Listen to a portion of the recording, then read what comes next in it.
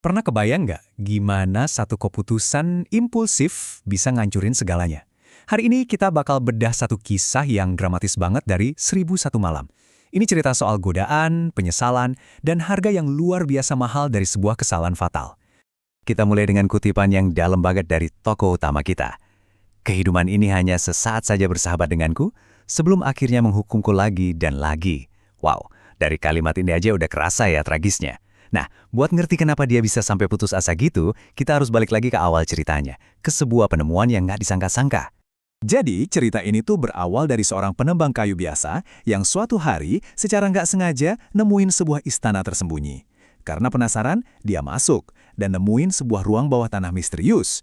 Dan di sanalah hidupnya bakal berubah total. Di dalam sana dia ketemu seorang perempuan yang cantik banget.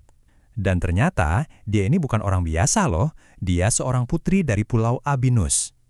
Ceritanya tragis banget, dia diculik pas malam pernikahannya sama jin ifrit yang sakti banget namanya Jirjis. Dan yang lebih gila, dia udah disekap di situ selama 25 tahun. Karena udah kesepian banget, si putri ini nawarin sesuatu yang susah banget ditolak. Maukah engkau melewatkan waktu 5 hari bersamaku dan pergi sehari sebelum ia tiba? Ini kayak pertukaran yang sempurna kan? Si putri dapat teman, dan si penebang kayu bisa ngerasain hidup mewah yang nggak pernah dia bayangin. Tapi tawaran ini juga ada harganya, dan risikonya gede banget.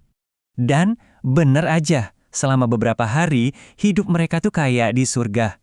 Mereka makan, minum, ngobrol, sampai lupa sama dunia luar. Rasa cinta si penebang kayu ke sang putri makin dalam. Dan rasanya semua masalah dia di luar sana tuh hilang gitu aja. Wah, pokoknya sempurna banget deh. Tapi, ya namanya juga cerita tragedi, kebahagiaan kayak gini tuh nggak bakal lama. Sebentar lagi, momen indah ini bakal hancur berkeping-keping. Semuanya karena satu kesalahan fatal yang didorong oleh kesombongan sesaat.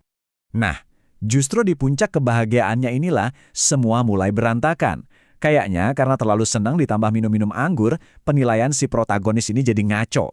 Rasa cintanya yang tulus malah berubah jadi keangkuhan yang buta dan bahaya banget. Dengan sombongnya dia bilang, "Saat ini juga, aku ingin menendang kubah bertulisan ukir itu agar jin ifrit datang sehingga aku bisa membunuhnya." Gila kan? Dia benar-benar ngeremehin kekuatan yang dia hadapi dan terlalu pede sama kemampuannya sendiri. Dan dia beneran lakuin itu. Dia nendang makamnya. Cuma satu tendangan, tapi tendangan inilah yang bakal jadi pemicu bencana besar dan ngunci nasib semua orang yang terlibat. Seketika itu juga, jin ifrit muncul.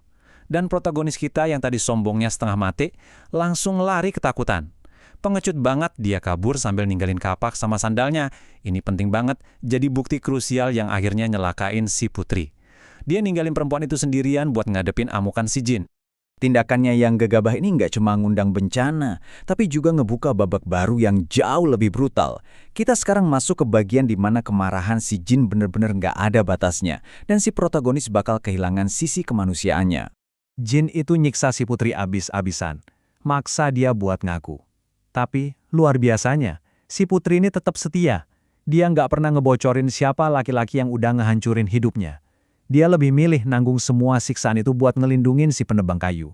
Akhirnya si penebang kayu ketangkep juga. Si jin ngasih dia pilihan yang kejam banget.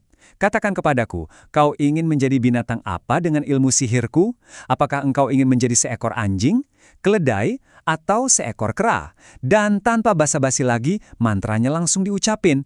Setelah diubah jadi kera, dan akhirnya diselamatin sama seorang kapten kapal, dia nunjukin kecerdasan manusianya dengan cara yang gak disangka-sangka. Dia nulis puisi yang indah banget pakai 3 gaya kaligrafi yang beda-beda. Gara-gara kemampuannya ini, dia akhirnya dibawa ke hadapan raja. Nah, dari sini, perjalanannya masuk ke babak baru yang benar-benar menegangkan.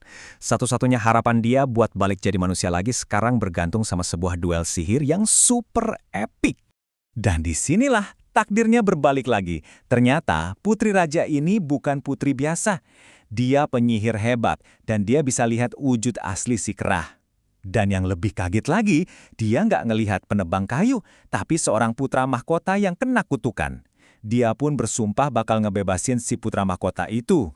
Duel sihir pun dimulai. Jin ifrit jadi singa, si putri ngelawan pakai pedang sihir. Jin jadi kelajengking, putri balas jadi ular. Terus dia jadi buah delima, Putri jadi ayam jago buat matukin bijinya satu-satu. Wah gila, pertarungannya bahkan lanjut ke bawah air jadi ikan, sebelum akhirnya, puncaknya, mereka berdua jadi tiang api raksasa yang saling serang. Akhirnya kemenangan berhasil diraih, tapi harganya mahal banget. Ini benar-benar kemenangan yang tragis, yang rasanya lebih mirip kekalahan. Pertarungan dahsyat itu ternyata nyisain kehancuran di mana-mana. Percikan apinya nyebar, nggak peduli siapa yang kena.